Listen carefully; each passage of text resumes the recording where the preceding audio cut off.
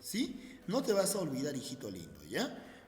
Profe, ten en cuenta que estos movimientos son formadores de tablazos, porque cuando hablamos de las geoformas costeñas, los tablazos también se mueven en forma vertical, ¿no es cierto? Epirogénicos. Y los continentes, profesor, ¿ya? Ten en cuenta que cuando hay un ascenso de continentes, esto va a ser, profesor, constantemente erosionado, o sea, desgastado. Y cuando hay un descenso, profesor, se va a dar la sedimentación, ¿no? La sedimentación, compactación, ¿listo? Muy bien, muchachos, ya sabemos que son los movimientos epirogénicos. Ahora nos toca hablar de los movimientos orogénicos, profesor, ¿ya? Profe, ¿qué son los movimientos orogénicos, profito? Sencillo, mira. Tú sabes que los movimientos orogénicos son movimientos horizontales. Eso ya sabes, ¿ya?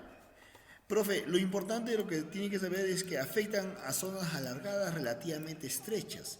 El movimiento es básicamente, profesor, horizontal, lo que te decía. Son muy violentos debido fundamentalmente al accionar de las placas tectónicas, ¿ya? A estos movimientos se le denomina formadores de cordilleras y mesetas. Profe, ¿cómo se forman las cordilleras y las mesetas? A través de plegamientos y fracturas. Profe, ¿quién tienes tú por fractura? Fractura. Ah, ya, profe, es la separación, claro, hay una separación en la corteza.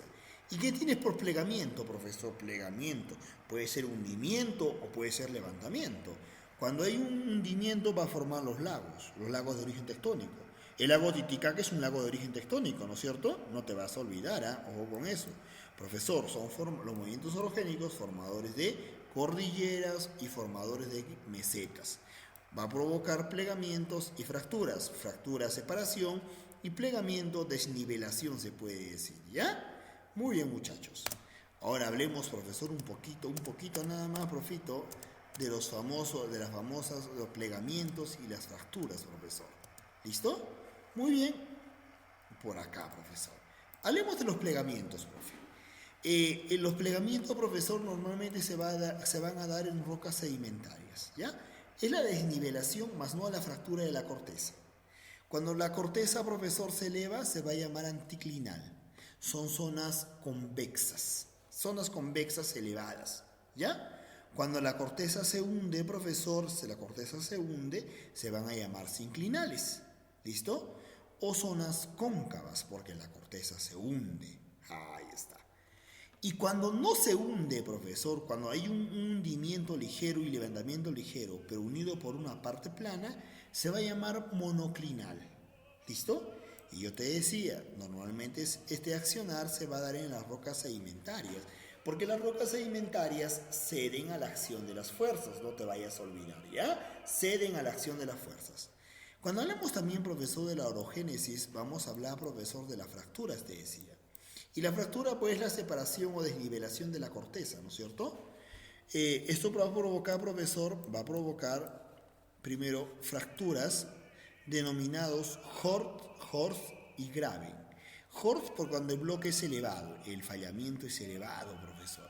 Y Graben cuando el bloque deprimido de un fallamiento es hundido.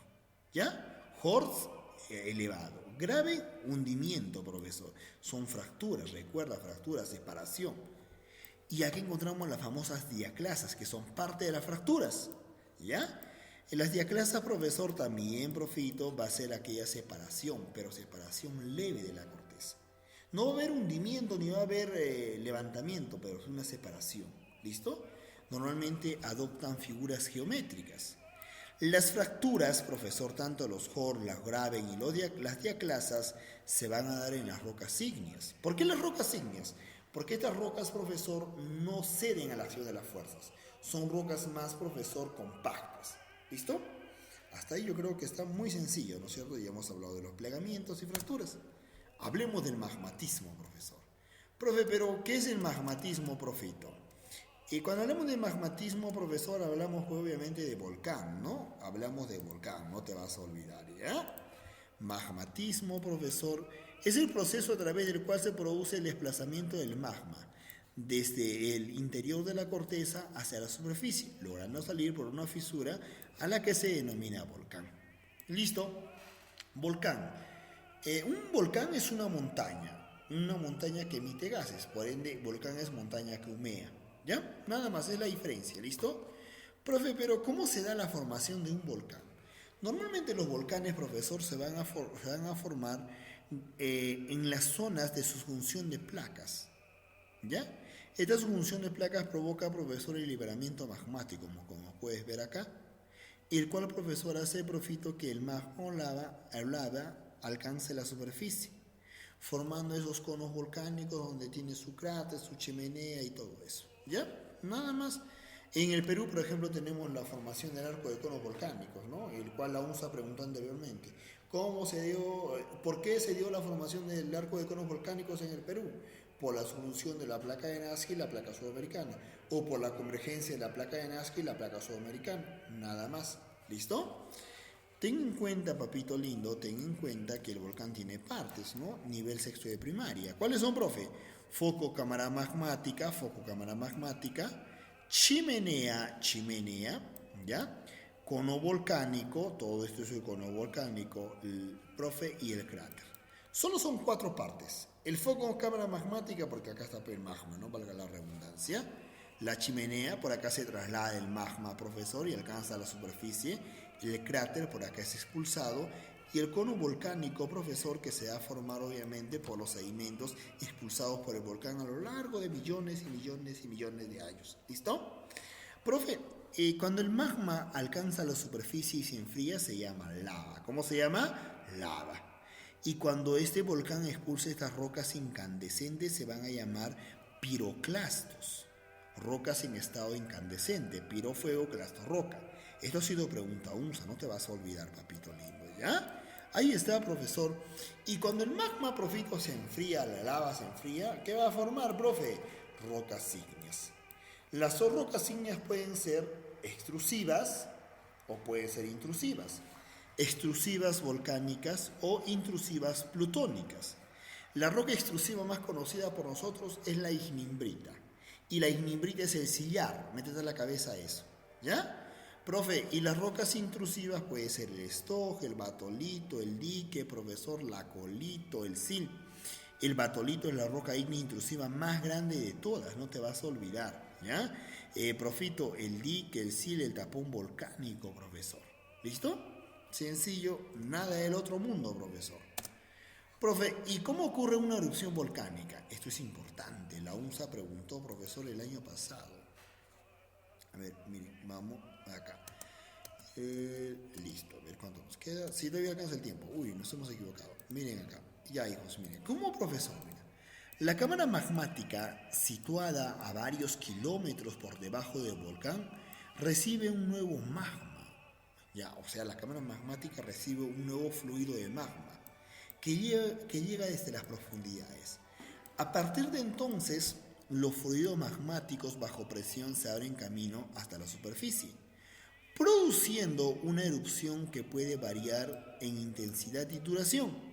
Si el magma es viscoso, profesor, la erupción será mayormente en cenizas. Es un poco más violento porque no solo expulsa cenizas, sino expulsa piroclastos, estas rocas incandescentes. Si es fluido, profesor, la erupción será hawaiana. O sea, profesor, va a expulsar cantidades de lava, ¿no? Obviamente esa cantidad de lava también un poco es peligroso, pero te da más tiempo para evacuar la zona donde va a haber la actividad volcánica, ¿ya? Cuando hay una actividad volcánica, profesor, normalmente vamos a encontrar esto: columna eruptiva, gases de magma o pulverizado, ¿no?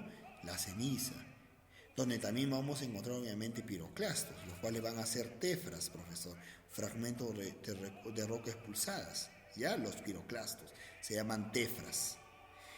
Profe, encontramos lava, obviamente, y vamos a encontrar el lajar. Esto ha sido la pregunta UNSA, ¿ya? El lajar, profesor, son flujos de lodo de gran viscosidad que bajan por las quebradas.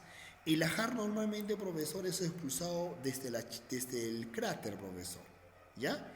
Y tiene cantidad de ceniza y obviamente está en un estado de alta temperatura. ¿Listo? Ahora nomás, profito, en Arequipa ha habido un lajar, ¿no? En Chihuahua, profe, cuando hubo las lluvias, ha habido un lajar, un deslizamiento de la ceniza, profesor, a la parte baja. ¿Ya? Listo, muchachos. Eso es todo por el día de hoy. Todo esto, profesor, en el cuaderno. Nos vemos en la próxima clase, ¿ya? Chao, muchachos.